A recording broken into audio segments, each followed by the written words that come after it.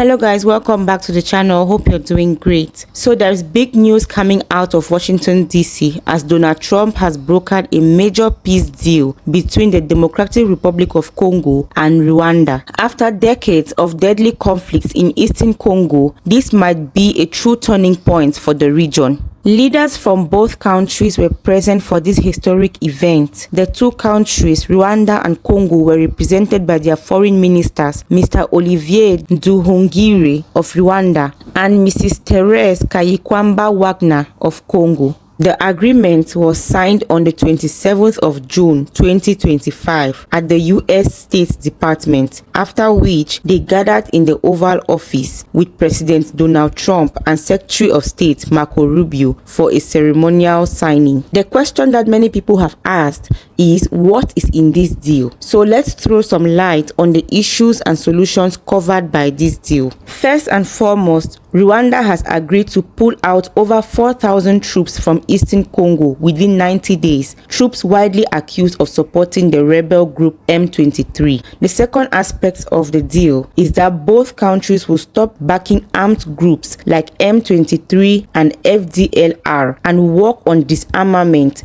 demobilization, and reintegration of rebels. Third point, they will form a regional security body and set up a framework for investor-friendly mineral exports, cooperating on minerals like cobalt, copper, lithium, gold, and many more. Trump's team has said that this deal is mainly focused on achieving peace and American strategic interests in the region, as the deal is tied to Western investments in Congo's mineral-rich provinces, which are crucial for supporting the global supply chains of the world. Behind the scenes, in April and May of 2025, Trump's African envoy, Masad Bulus, helped draft the proposal alongside Qatari mediators and some African regional leaders. But as expected, not everyone is convinced that this peace deal will last. Analysts have warned that despite the optimism, enforcing troop withdrawal and stopping rebel activity remains a massive challenge. Some even say that the deal is more about securing minerals than justice for the victims. People have also expressed broader concerns, like whether the U.S. engagement might shift towards neo-colonial exploitation, which will echo past resource grabs in Congo's history. However, if the terms of the deal are followed properly and the rebel groups are disbanded, this could stabilize the Eastern Congo region and save thousands of lives. But the real test will be implementation, verification, and protected rights for affected civilians. Who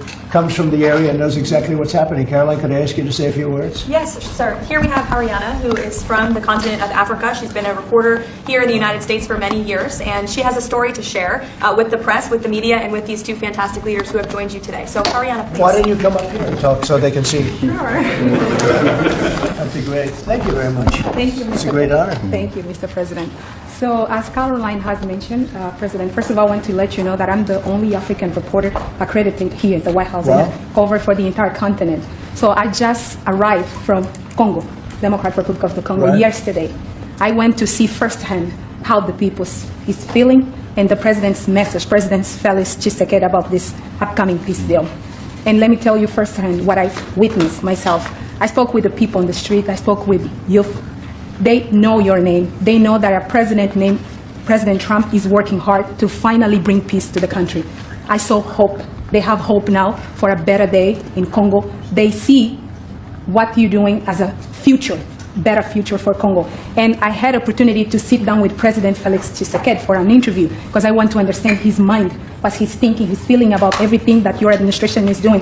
And he told me firsthand that for many years, many American presidents overlooked this conflict. They didn't do nothing. Even myself, I cover President Biden's administration. I pressed many times about this conflict. People are dying in Congo. This country has so much potential, but they need help because this war is destroying the country. Sure. They never gave me any answer. And he told me, President Tshisekedi, that you have no idea, he's very thankful for what you're doing, for what your administration is doing. Not only him, the entire Congolese people. They see that finally they will have hope. And President Tshisekedi also mentioned at the end of my interview that when peace finally comes to the Democratic Republic of the Congo, he's thinking to nominate you as a Nobel Prize Peace because he said you deserve, you have been working to bring peace in the world, not only at the Congo, and he's very hopeful to meet you in the future. That's so nice. Boy, that's so beautifully stated. And Caroline said, number one, she did say, and I shouldn't say this because it's politically incorrect, she said, she's beautiful, and you are beautiful. I'm not allowed to say that, that could be the end of my political career, but I said it anyway. But you are beautiful, and you're beautiful inside. So I wish I had more reporters like you. So you covered Africa for a long time? Yes, for over 10 years. Wow. I cover even your first administration. Yes, I know that. That's great. Well, thank you. That's so nice that you said that. You. Appreciate it. And I have one more question, Yes. Mr. President. Since we know in July or in the future, both President of Rwanda and the Congo will be coming Yes. to the United States. In Africa, President João Lourenço, the president of Angola, he is also the leader of African Union. Good. He Yes, I know. worked very hard to bring peace, but unfortunately... Let's get him here. Yes, that's okay. right. Would you invite him for me? Of course. Okay. No, we'll have. I know that he works very hard, and he's the head of essentially the union. So the union all over Africa, not the kind of union that we have. This is the union all over Africa, and I'd love to have him. So you'll let him know. Of course, Okay. Mr. President. Thank you very much. Thank you, Good. Mr. Now you go back to where you belong. Right? That's great. That's a great job. It's real knowledge and real heart too. Congratulations. Okay. So we're here today to celebrate a glorious triumph, and that's what it is, for the cause of peace. And this is a long time waiting. The signing of a historic peace agreement between the Democratic Republic of the Congo and the Republic of Rwanda. The conflict has continued, and it's been going on for many, many years. It's been going from, I guess they say 30 years, the Great Lakes region of Africa for a long time, and maybe even a time before that. How is the Great Lakes region? Must be beautiful, right? Beautiful region, but they had a lot of war, right? A lot of fighting, a lot of death. It's displaced countless people and claimed the lives of thousands and thousands. But today, the violence and destruction comes to an end, and the entire region begins a new chapter of hope and opportunity, harmony, prosperity, and peace. That's been a long time waiting. I said, how long has the war been going? And a friend of mine who was very much involved said 30 years, and at least 6 million people were killed during that period of time. It's incredible.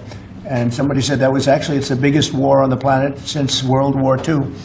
So it's a shame, but we're going to bring it to an end. I want to express my gratitude and congratulations to the representatives of the Democratic Republic of the Congo and the Republic of Rwanda, who signed this pivotal agreement a short time ago. They just signed right in front.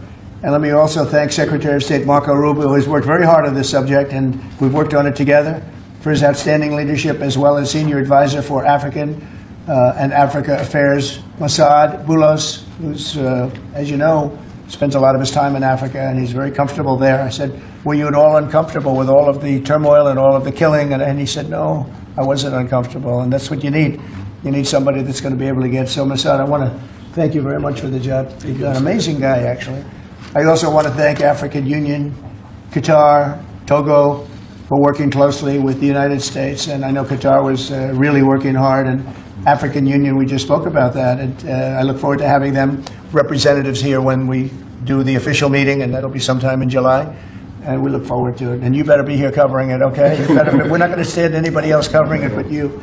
But this is a tremendous breakthrough. In a few short months, we've now achieved peace between India and Pakistan, Israel and Iran, and the DRC and Rwanda, and a couple of others also. Serbia, was they were getting ready to go to war with a group I won't even mention because it didn't happen. We were able to stop it, but I have a friend in Serbia, and they said we're going to go to war again, and I won't mention that it's Kosovo, but it's Kosovo. But they were going to have a big time war, and we stopped it. We stopped it because of trade. They want to trade with the United States. I said we don't trade with people that go to war.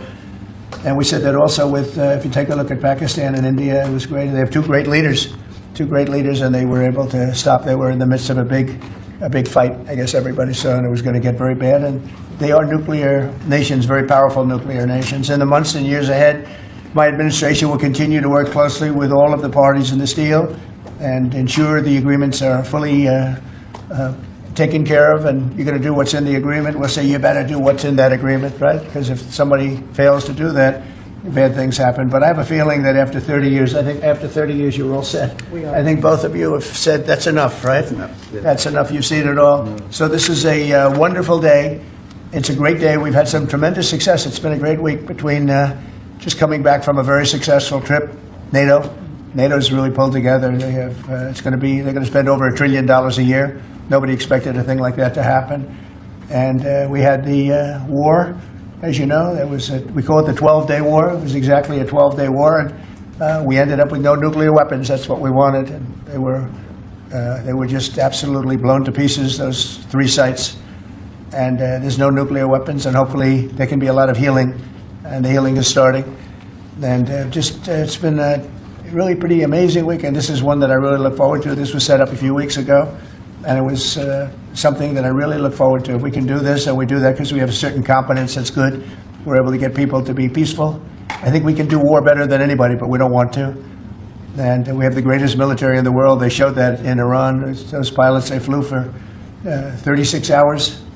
And think of that, and they hit the target the size of this desk, half the size of this desk, from about 52,000 feet in the dark of night with no moon, 0 moon. They wanted it that way. Can you believe it? And they hit, every missile hit exactly half the size of this beautiful Resolute desk. We don't want to talk about it when it comes to rockets hitting it, but half the size of this. And they hit dead center from tremendous heights, going at tremendous speeds. It's amazing. Nobody could do a thing like that. Nobody has that weaponry, and nobody could do a thing like that. So we had a very busy and successful week. And in addition to that, our economy is doing great, setting records with the economy, and a lot of other good things happening. But this is about Congo and Rwanda. And I'd like to ask, if I might, would you say a few words before we introduce our guests? Sure. Thank you, Mr. President. Yes. So, under your leadership, Mr. President, and the full support of Secretary Rubio and the entire team at the State Department, we engaged with the 2 parties in early April, and within 3 weeks they signed the Declaration of Principles. And now, within about 2 months from that, we have signed today the final, this is actually the final peace agreement. You know, many people were wondering if this is preliminary. No, this is the actual final peace agreement that they've signed today. You've also expressed interest in inviting the heads of states to the White House for a signing ceremony. So there will be some other additional agreements that will be signed. In addition to this, which will become known as the Washington Accord with regards to the Great Lakes region. That's great. There are some economic... Why not the Trump Accord?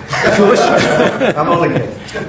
I think that's great. Washington Accord. Beautiful. And there's an economic aspect as well that is extremely important for both countries. They have also worked, last week we finalized the regional economic integration framework, which both countries will be signing at the White House here during that ceremony. And That's going to be a great ceremony. Absolutely. Right? We're going to make that a great ceremony and bring other people that were involved, some other people. Besides the gentleman we talked about, who we know has worked so hard. If you think there are other people that are deserving, let us know. Okay? Sure. And there will be some bilateral agreements. We're negotiating a minerals deal with the DRC for critical minerals. Many American companies have shown interest in investing in the DRC, and these we're talking about long-term investments. Same thing with Rwanda. Many American companies have shown interest, and not only in mining, but also in the midstream and downstream, which will be the processing of minerals. We're also working and supporting the Lobito corridor, which will help building the infrastructure. Just 2 days ago, the United States signed and supported a project of $1.5 billion for electric transmission from Angola to the DRC. And there are many other projects of that nature lined up. So we will be, under your leadership, Mr. President, we'll be working with the 2 countries very closely and with the support of Qatar to make sure that this agreement is implemented. And a lot of our companies are in both of these countries now, especially since we've been getting along so well. It's probably the way we were brought together. And we have a lot of our big companies are there, between rare earth and all of the other things that they do in Africa, which is very greatly expanding, especially in these 2 countries. You have earth, they consider it to be about the best in the world, actually, I've heard. So we're doing a lot of different things, and it's all going to bring everybody together. That's how this all began, I guess. But the big thing is, the big thing for me is there's really only one thing, and that's getting a peace treaty with 2 countries that have been fighting for 30 years. And I want to thank you all. Will, if you could, you could bring the letters over. Of course, sir. So in front of you, as you said, sir, these are the actual agreements that were signed, respectively, by the foreign ministers of the Democratic Republic of Congo and Rwanda earlier today, witnessed by Secretary Rubio. We've also prepared for you 2 letters. This is to President Paul Kagame of Rwanda, expressing your appreciation and congratulations for everything that's happened already, and, of course, inviting him to Washington for, as Dr. Bula said, what we hope will be the Washington Accords. finally setting the terms for peace and prosperity in this region, hopefully for a very long time. That's great. That's beautiful. Very important. We're going to put a picture in there, right? As soon as this is over, they're going to put, we have a fast-moving photographer, Dan, who's going to put a nice picture of us here. Okay. Thank you. That's for you. Thank you. And this is a letter to President Tshisekedi of the Democratic Republic of Congo, again congratulating him on settling this long-running war and inviting him to Washington, D.C. for the final conclusion of the agreement, hopefully soon. That's great.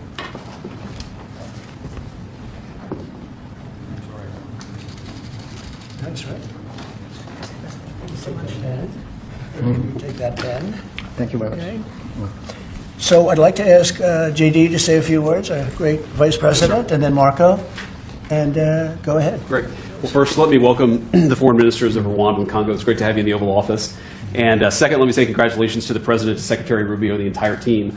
I think for the people of these two countries, they should know that the United States is committed to the pathway of peace. But to my fellow Americans, this is really a celebratory moment. This is a big moment for our country because under the President's leadership, we've taken what was 30 years of killing and war, the worst war in terms of death count since World War II, and now we're on a pathway to peace. And so if I think about what I know about these two countries, for 30 years, pretty much the entire time that I can remember these two countries being in the news, much of the story has been about them fighting one another, about them killing one another. And now we can look forward to a future where my children will look at this moment as the beginning of a new story, a story of prosperity and of peace. So thanks to the President, congratulations to the entire team, and to my fellow Americans. We should all be really proud because it's amazing what active presidential leadership can accomplish when it's geared towards peace and prosperity. And that's what we have in the Oval Office right now. So great job, sir. Thank you very much, JD and Marco, and then we're going to ask the two principals to speak. Yes, sir. Mr. President, first of all, thank you. When I first came on this job a few months ago, you made it very clear that one of the priority of this administration under your leadership was going to be the pursuit of peace. And from day one, whether it's been in Ukraine and Russia, whether it's been Pakistan, India, whether it's been Iran and Israel, and in the continent of Africa, your priority's been on peace. And today we see this come to fruition. It's sad. Wars get a lot more attention than peace. But peace is harder than war, a lot harder. And I want to congratulate both of the leaders here and their respective presidents for choosing the harder path, which is often peace, than the easier path, which sometimes is war, as costly and as bloody as it may be. And I echo the Vice President's statements, and that is that America should be very proud that the #1 voice for peace in the world today is our president, your president. And so thank you, President Trump. And I want to, again, recognize Dr. Boulos and the work he's put into this from day one. He's really put a lot of time and effort, and as our friends from the respective countries can share with us. And last point, I do want to thank, you've done this already, but the African Union, Togo, and Qatar, who have been extraordinary partners and whose help we're going to need to continue to receive in order to bring all this to fruition. So congratulations to both of you, and thank you, Mr. President. Thank you. Great job you've done. Do you want to start? Either way, would you like to start? Ladies first, maybe. Okay. Thank you so much. Thank you very much. Thank you so much, Mr. President, for having us here. I think I can summarize my contribution in 3 main points. First of all, thank you and congratulations indeed for this remarkable milestone, which is putting an end to 30 years of conflict and of suffering, and which is redefining the perspectives that millions of Congolese and of citizens of the greater Great Lakes region will have. The second point is stay committed, stay on board. We need the United States to make sure that this agreement holds and that you hold us accountable. And the third point is, if you stay on board, I think there are so many perspectives that we can transform our partnerships through and that can usher in an era of prosperity, of growth, and of shared bilateral relationships that go well beyond the challenges that we've shared together and that can at least, or finally, focus on the potential and of the wealth that we can share. So again, our heartfelt gratitude to you on my behalf, but more importantly, on behalf of the people of the Democratic Republic of Congo. Thank you so much. Beautifully spoken, and I look forward to seeing you, leader. They will, highly respected person, as you know, Indeed. highly respected all over the world, but in Africa in particular. So sometime in July, we'll do something, big ceremony. We look forward to it. Thank you very so much. Please. Thank you very much, Mr. President. This is indeed a historical day because it's the signing of a peace agreement between Congo and Rwanda to end a conflict that has been going on for 30 years. And there has been many mediation, facilitation in the past, but none of them succeeded. And we believe that it's because of your leadership and your steadfast commitment to this process with also a new approach of economic integration, regional economic integration, which is important to allow Rwanda and DRC working together, because this is a very rich region with cross-border trade, with minerals, with natural wealth. So with the U.S. Standing side by side with Rwanda and DRC, we believe that we will achieve a long-time peace. And we also believe that, as my colleague from DRC stated, it's important for the United States to stay committed, because today we signed, but now we need to implement what we have signed in order to open this new era you were talking about of prosperity, so that we can reap the economic dividend of peace. So for this economic integration framework to be implemented, it's important for the U.S. to accompany the parties to implement what we have signed, because in the past we have signed so many agreements that were not implemented. And we are really, we believe that with your leadership, with the involvement of the United States administration, we will reach that goal. So thank you very much, Mr. President. Well, this will happen, definitely. I can reach over. Do you want to just press them over to me? Let me have them. And I just wanted to give you each. These are your signed agreements. And we'll make sure that you follow through. We'll make sure you follow through. Yeah. We'll make sure that you follow through. Okay, that's for you. And we have one other thing that we're going to give, that we give to special people only. It's a coin. Thank you. And I hope you do that. And we're going to give you a second one for your leader. Oh, cool. Thank you very much. And likewise, we'll do that. These are serious coins. You don't want to. You know what, Elizabeth, you'll be very... I think that your reporter from Africa should get one. What do you think? Is she allowed? I saw. I think, yes? Are the reporters okay with it? Brian, yes? Darling, that's for you. Okay? You did a fantastic job. Thank you. And I heard you do a great job in covering everything. Thank you. And Mr. President, we actually have the pictures that you took earlier Oh, of let the me foreign see ministers that. here already. Thank you so much, Mr. President. Thank you. Let me see that. They're in this folder right here, sir. Okay, this one? Yes, sir. Oh, they look better than me. I don't like it. That's beautiful. That's very good. We have a good photographer. Beautiful. That's great. You better, I'll tell you, you better do the job here. We're going to come down hard. That's beautiful. Thank you very much. So we'll put them in. That's for you. That's for you. This is for the Congo. And what is it? For the Congo. Yes. Okay. Let's see, we have two of them, I think so. He wouldn't give us one, he would have made a big mistake. Isn't that nice? That's for you. That's for you. Thank you, Mr. President. Thank you very much. And you're all set, and this is for you. You're going to get this. Good. Might as well hold it. Thank you so Thank you much. very much. Good luck. Thank you. Do you have any questions? Yes, sir. On the subject, sir. Not Canada. This is about Canada. Why not? Why not Canada, by the way? Why? I mean, because this is about a different subject right now. This is right now actually a much more important subject. We just ended a war that was going on for 30 years where 6 million people died. So don't ask me a trade question on Canada. Mr. President, Kara Castronova from Lindell TV. Now that your administration, and congratulations, has secured peace in Africa to a bloody, horrific war that's gone on for decades and no other president could do it, do you think the mainstream media will finally... I'm telling you. But you're right. No other president could do it. They tried, and they didn't even try, I don't think. I actually don't think they tried. Do you think Biden tried? He didn't know he was alive. Do you think the mainstream media will finally give you credit where credit is due? No. The media will never give me credit. But the people give me credit. That's why I'm here. The people didn't give me. That's why we're here in a landslide. We got all 7 states. We won the popular vote. So the media won't give me credit, but the people give me credit. That's more important to me. You're going to go down as a peacemaker. You're also going to go down for the president who had 0 border crossings in May. You secured the border most than anybody's ever done. But I don't know if you know this. You're on track right now to have the lowest murder rate in history in this country, and I think a lot largely goes to the fact we closed down the border. Do you want to comment on that? You might go down as the lowest murder rate in U.S. history. Yeah, I saw that the other day, and that's an honor. I mean, and that's really even better because, we've taken a lot of illegals into the country through the Biden administration that are murderers, 11,888 to be exact. And many of them are now gone. We got rid of them. They're back where they belong. But so it's a great honor. If you took that out, the numbers would be even better. They've created a lot of problems. The conflict that I know you've been working on, sir, is it true that you have reached out with a letter to North Korea's Kim Jong-un? Well, if there is a conflict, I get along with him very, very well. And we'll get the conflict solved with North Korea. I've had a good relationship with Kim Jong-un. And I've gotten along with him really great, so we'll see what happens. But somebody's saying there's a potential conflict. I think we'll work it out if there is. It wouldn't involve us. But again, we're very far away from a lot of these places that we're solving problems with. But I enjoy doing it, I like doing it, and it's the right thing to do, and we have an ability to get it done. So we're solving things that we didn't have a lot to do with Serbia, Kosovo. I told you, we solved a potential disaster. I can tell you that some of the countries that you're not going to hear about, but some countries that were ready to go to war with their neighbor are not going to go to war with their neighbor, and that's a great thing. We have a number of them.